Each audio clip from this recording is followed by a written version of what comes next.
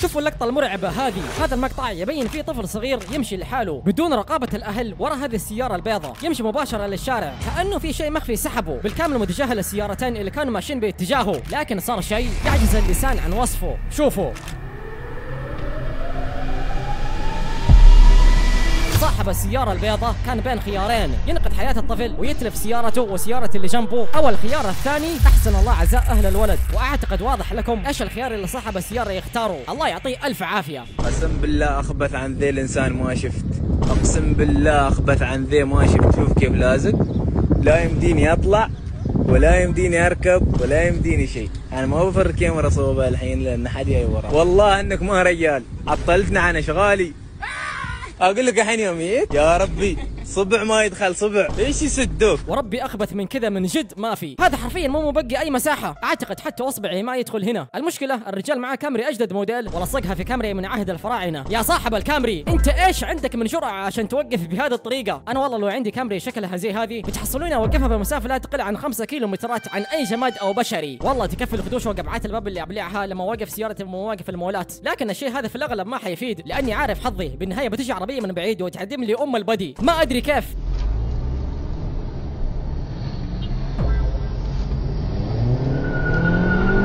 العب يا مدير.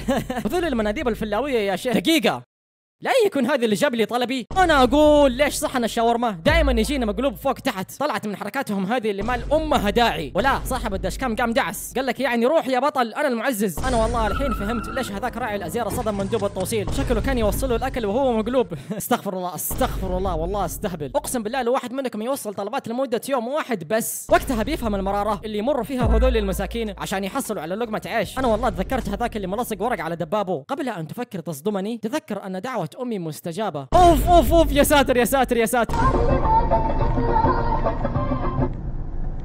يا مرحبا. عليكم السلام. ما شاء الله يستكبر. قوم. كيف اقوم؟ قومني 3 فواري عندك يلا. صاحب صاحب يا رجال هيا. يلا عندك ما عندك. عندك يلا. يلا.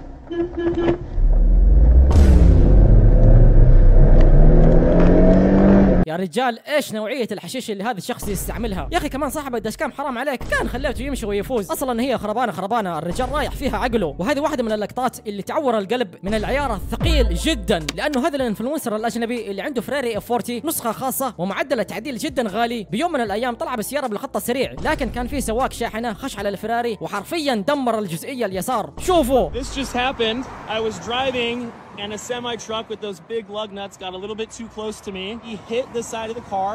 I think he started here, sideswiped me all the way across and then got back in his lanes.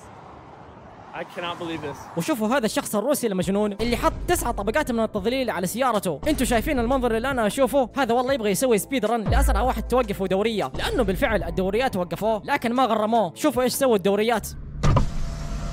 Здравствуйте. Здравствуйте. Не замечаете тонировку? Как не замечаю? Ё-моё. Никогда не видели такого, наверное. Иди сюда.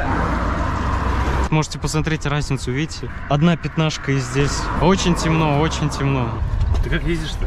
Мне вот прям интересно, сколько... في النهاية الدوريات خلوه يمشي وقالوا له شيلها الآن ولا عاد تعودها يا خفيف الدم. والله شيء مجنون. وكذا منظر جبل نيسان فتك ب 2000 حصان، ومن داخل الكابينة اللي عندها كمية عزم ما شاء الله تبارك الله، الكفرات تحفر على النمرة الرابعة والرجال ما هو قادر يدرك ويستوعب مستواها.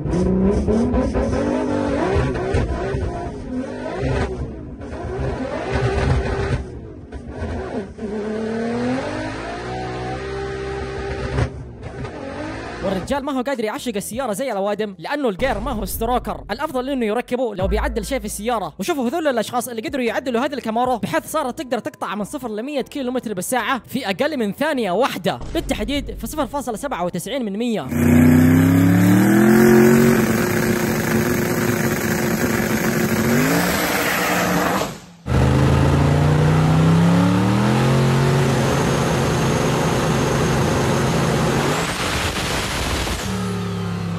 وهذا اللغز الجاي للاذكياء بس، لاني ابغاكم تخمنوا وتقولوا لي اي واحده من هذه الثلاث سيارات بتفوز في سباق الدحضره. اول سياره عندنا هذه الجي تي ار اللي عليها كفرات ميشلان PS4 للاداء العالي، وصارت لها تعديلات للماكينه والاكزوز اللي وصلتها 700 حصان. وثاني سياره عندنا هذه البورش 911 واللي تم تعديلها من كراج ES موتورز، واللي تتضمن ECU معدل تعديل خاص ومزوده بنظام اكزوز من ES موتورز برضو، وراكب عليها كفرات بيريلي P0. وهذه التعديلات اللي برضو قدرت توصلها 700 حصان. ولا تنسوا انه البورش 911 عندها جيرل PTK الدبل كلتش اللي سرعه التعشيق فيه اسرع من البرق. وفي الاخير عندنا الجيل الرابع من الهوندا انتجرا المعروف عند عشاق السيارات بالدي سي 5 اللي عليها ماكينه الكي 20 واللي تم اعاده بنائها بالكامل وغير سيكونشل ستروكر، وراكب عليها 4 ويل درايف كونفرجن، يعني صار دفع رباعي زي البورش والجي تي ار بدل ما تكون امامي بس. والاجنن من هذا كله صارت تطلع 620 حصان. فكروا فيها زي الناس لانه النتائج بتصدمكم.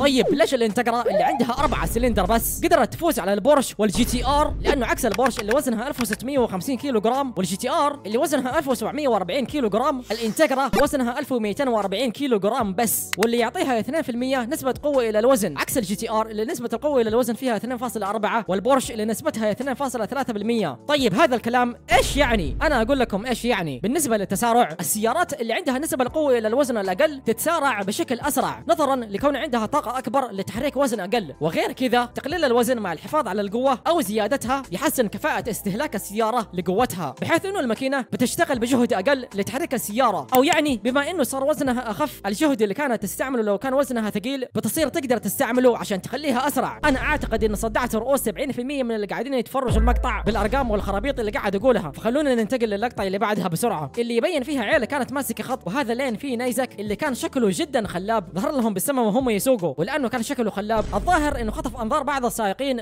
بزياده والهاهم عن السواقه، واللي خلاه يسوي الشيء هذا. Wow, look at that thing. That's a rocket, man. Video it right now. Video it right now. Whoa! It broke. Oh shit. This guy is not paying attention, man. ولهذا السبب المفروض انك ما توقف وتبعد عن اللامبورجيني افنتادور بالذات لو كنت وراها مباشره، لانها من الوكاله وبدون تعديلات تقدر تطلق باك فاير من فتحه الاكزوز اللي لو شديت حيلك شويتين بالدوسات حتقدر تذوب صدام اللي وراك زي ما مبين في اللقطه هذه بالضبط. وصاحب الفراري هذه للاسف كان واحد من هذول الضحايا.